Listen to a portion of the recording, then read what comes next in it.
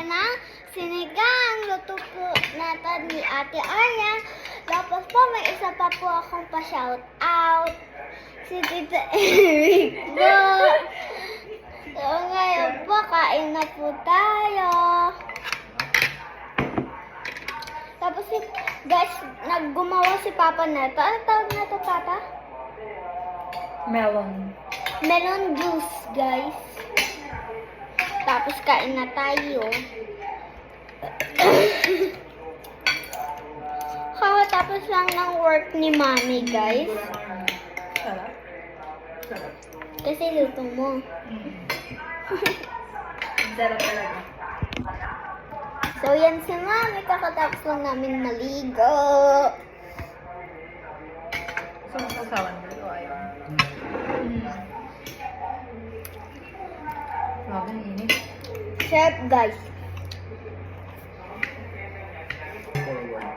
So, yun, guys. Super sarap niya, guys.